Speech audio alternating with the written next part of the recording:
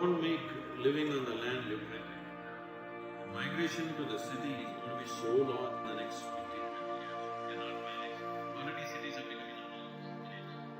Most cities are literally… Migration is going to be so big unless you make living on the land really lucrative. Trees are the best way because there's no other magical law which will give you these examples.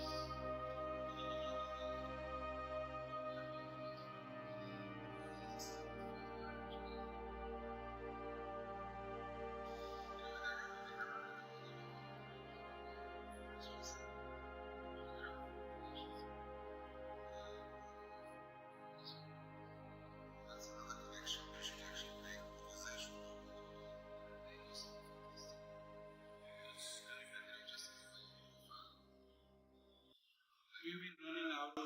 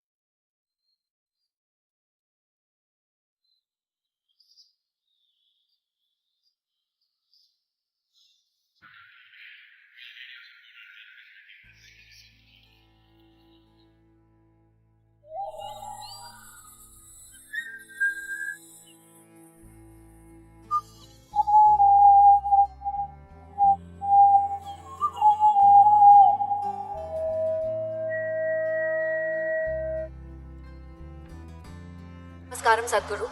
So, I want to know the truth about rebirth and reincarnation. In one of my movies, I play a character who's reborn with the same traits. Is that even possible? Namaskaram, Kajal. When you say rebirth, you're essentially asking what happens after death. Well, some things you know best only by experience. I'm sure you're not ready for that, nor do I want you to go in that direction. If I tell you there is reincarnation, what is the option that you have? To believe it or disbelieve it? Isn't it? If you believe what I say, you just have a fancy story going for yourself. If you disbelieve it, you have something to deny. Both ways only entertainment will happen. Nothing else will happen, isn't it? If you really want to know, you must be willing. If you're willing to apply yourself, there is a way to know. In my life, it's a living reality. The last 3 lifetimes for me are in the same place, same work, to some extent same people. Till it becomes a reality in your experience, you should not believe this nonsense. Don't believe anything, don't disbelieve anything, but if you just pay attention to yourself, you can see the body that you carry is something that you slowly accumulated. So the body that you carry is a piece of this planet, actually. The mind that you carry is a heap of impressions that you gathered. So what is it that accumulates this heap of food and heap of information as mind and body? That dimension is beyond birth and rebirth. You may once again accumulate another body and another mind, but essentially life as such is the same thing. So, when it comes to life, you must understand there is something called as my body and your body, there is something called as my mind and your mind, but there is no such thing as my life and your life. Life is just a cosmic happening. This is a living cosmos. How much of life you captured will determine how large a life you live. What is the scope and spread of your life will simply depend on how much life you captured within yourself. The entire science of yoga is just about this, how to make this life super enhanced so that the scope and spread of this life is as much as it can be.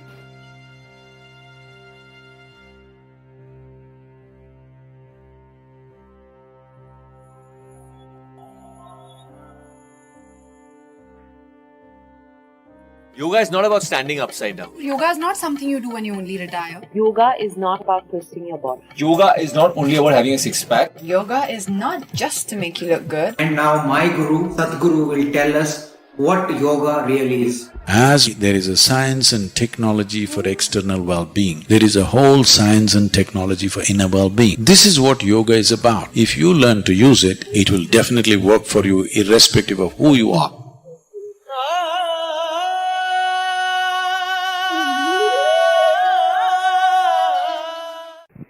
How can you avoid angry? How can you avoid? If you're driving on the Coimbatore streets, you have to avoid the medians which are placed in odd places. You have to avoid bad drivers. You have to avoid drunken men crossing the street, children crossing the street, all kinds of things. But when you're driving on Coimbatore street, do you have to avoid the moon? I'm asking, do you have to avoid the moon? No, because the moon is not on the street, isn't it? So similarly, right now are you angry? No? Then why should you avoid it? There's no need to avoid it. It is just that you think anger is an entity. Anger is not an entity. You become angry. Anger is not sitting somewhere and you go hit it. There is no such thing. You become angry. When you become angry, is it pleasant for you or unpleasant for you? Unpleasant for you. Unpleasant for others for sure, unpleasant for yourself also. Today, medical science proves to you, when you're angry, you're actually poisoning your system. We have always known this, but today chemical tests clearly show you that you're actually poisoning your system, generating poison in the system by being angry. So, why would you want to poison yourself? It is not a conscious act. You're poisoning yourself, you're causing unpleasantness to yourself only because your mind is not taking instructions from you, isn't it? It is not taking instructions. If it was taking instructions from you, you would have said blissfulness, isn't it? You wouldn't say anger. But now when you want to be peaceful, it is getting angry because it is not taking instructions from you. So if your mind is not taking instructions from you, you have to pay a little more attention to it. Why is it not taking instructions from you? If you understand this, you don't have to avoid anger, because anger is not sitting there and getting at… You are becoming angry, you are becoming unhappy, you are becoming miserable. These things are happening to you essentially because you have not done anything to take your faculties under your control. It is happening accidentally, just by chance. If outside situations are good, you are also good. If outside situations are bad, you're also bad. That is not how human life should be. Human life should be like this. If I am good, everything around me becomes good. This should be the reality, isn't it? Right now, if things around me are whichever way, I will become that way. No. Human consciousness should create situations. Right now, situations are creating human consciousness. That's not the right way to shape human life.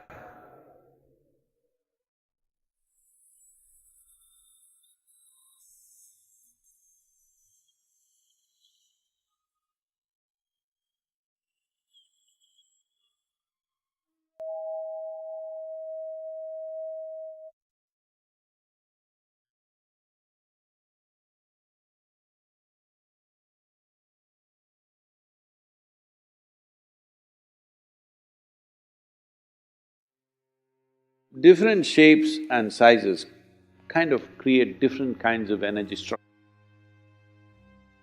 These energy structures can determine your psychological and emotional state.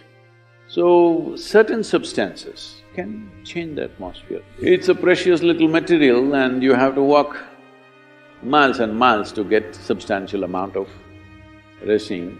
It just makes the atmosphere feel more lively.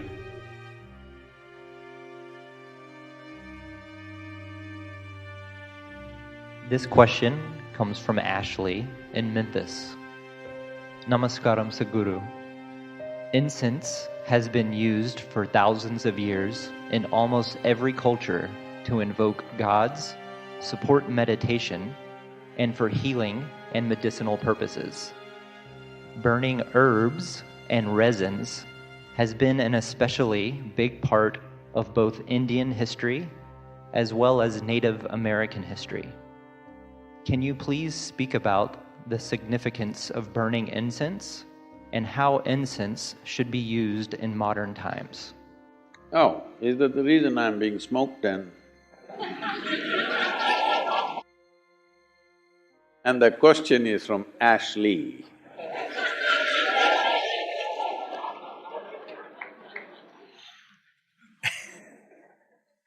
Incense is usually Ashley. Without ash, there is no incense. Well, the significance of this is, there are certain substances when they burn. One thing is there is fragrance, of course, which is pleasant for the nostrils.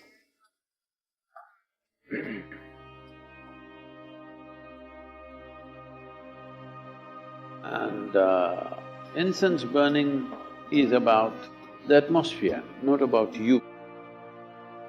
Because different spaces, indoors especially, in different spaces, there are different kinds of…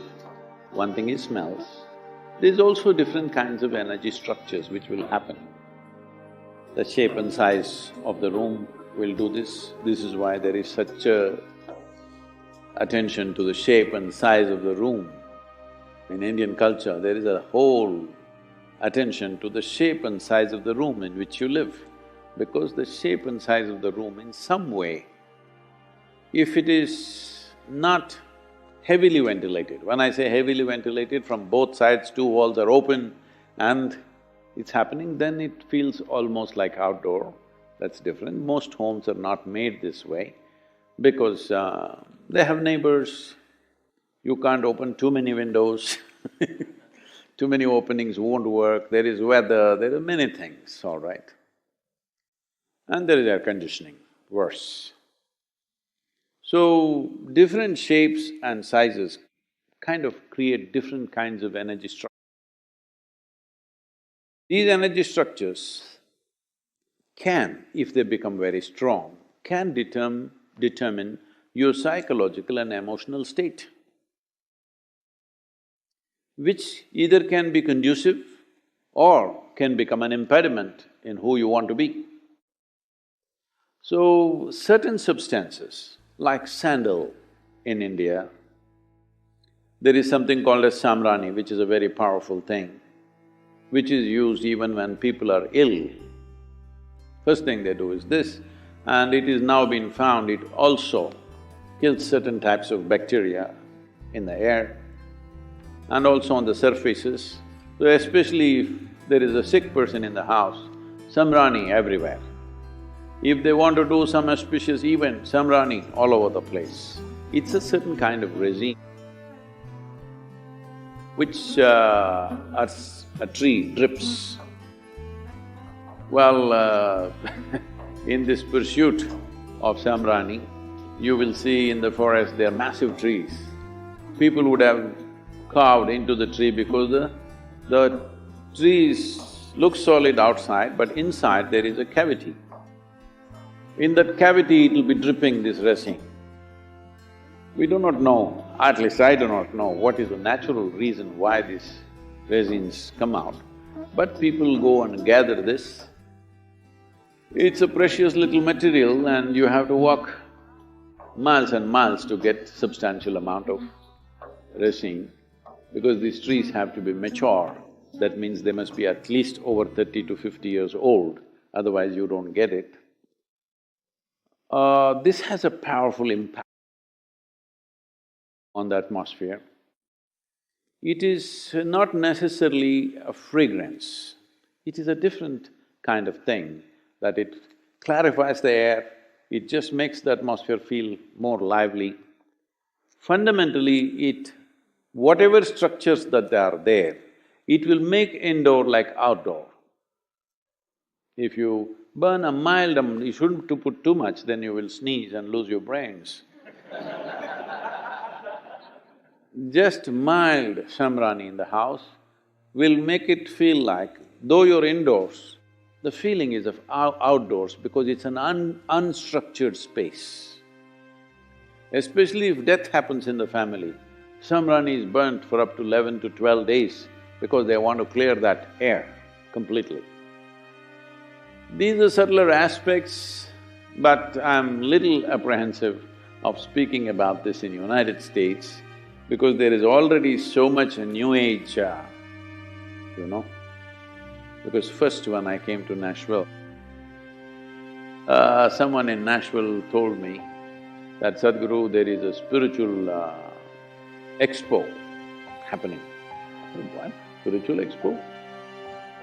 Even in India, it happens only once in 12 years. No, here every year we have. I said, "I want to see."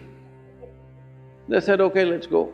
And then in the afternoon, they came to pick me up and they said, "Sadhguru, we've gotten a slot for you to speak in the spiritual expo." I said, "Great." For the first time I'm in United States, I thought, spiritual expo. And I went there. A huge tent, and when we went in there, country music was going on, full blast. Obviously this was a group which wouldn't find any other paid stage. Maybe in the evening more known groups would come. In the afternoon, it's an empty stage, anybody can use the sound system. So they were banging away. I said, "Okay, spiritual expo, but it's okay, music is just a cultural thing, let me focus on the spiritual expo." I went inside, somebody is selling a spiritual bath soap. Wow. Somebody is selling a spiritual stone, a pebble from somewhere which is spiritual. Like this, roots, herbs, this, that. I don't know if there was a toothbrush.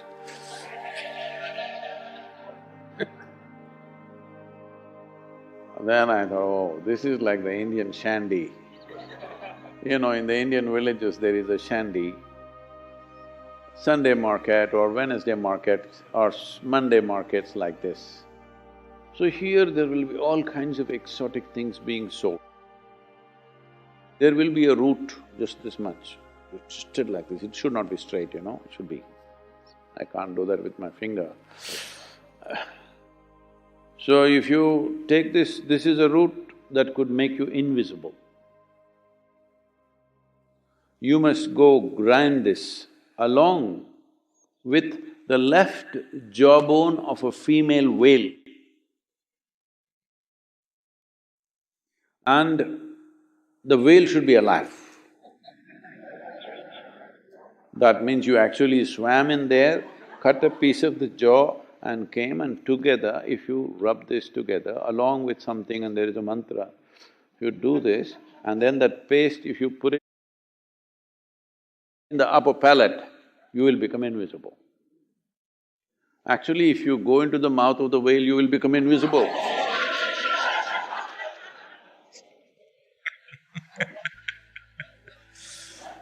Anyway, then I saw, oh, this is like an Indian shandy. There they were selling all kinds of exotic incense also. Incense has a certain impact, but don't overdo it. Don't think it'll determine your spiritual nature. It can change the atmosphere a little bit. It should not be over certified. It has certain impact. One can use it in a sensible manner, but these days incense is being made with chemical stuff. Best you don't burn those things. It's very, very important before you have enough chemical thing happening on the street, in the industry, in the factory floor that you may be working, wherever, there's enough chemicals floating around. At least within your house, do not burn chemically made incense, because I think that is almost 70% or 80% of what's available in the market today is chemical. You must take it out before you burn it.